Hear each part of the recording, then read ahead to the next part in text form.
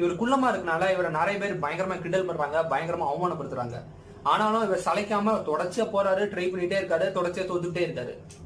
இவர் ஏறக்குறைய 10 வருஷமா ட்ரை பண்றாரு, 10 வருஷமா தோத்து போறாரு.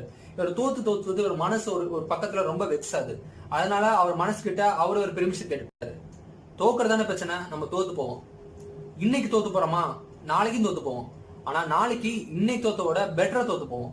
இப்படி தொடர்ச்சியா நம்ம பெட்டரா தோத்துக்கிட்டே இருந்தோம்னா கண்டிப்பா ஒரு நாள் வெற்றி கிடைக்கும் அப்படிங்கிறது அவரோட ரொம்ப பெரிய நம்பிக்கையா இருந்தது. அதனால அவர் தோக்குறத பத்தி அவருக்கு சுத்தமா பயமே கிடையாது. தோத்துக்கிட்டே இருக்காரு, இப்ப என்ன தோத்து போவோம் அவ்வளவுதானே, முயற்சி பண்றோம், சாட்டிஸ்பேக்ஷன் அது மட்டும் போதுமானது அப்படின்னு சொல்லிட்டு போறாரு. ஆடிஷன் போய்கிட்டே இருக்கிறாரு. ஏற்குறைய 7-8 வருஷம் கழிச்சு இவரோட 36 வயசுல லிவிங் இன் ஆப்லிவியன் அப்படிங்கிற ஒரு படத்துல ஒரு சின்ன ரோல் கிடைக்குது. அந்த ரோல்ல போய் இவர் நல்லா பெர்ஃபார்ம் பண்றாரு. அங்க ஹாலிவுட்ல இவர் ஒரு குள்ளமா இருந்தாலும் இவரோட அந்த மேனரிசம், இவரோட அந்த ஆட்டிடியூடு, இவரோட அந்த ஆக்டிங் இதெல்லாம் அங்க உள்ள மக்களுக்கு இவர் ரொம்ப பிடிச்சி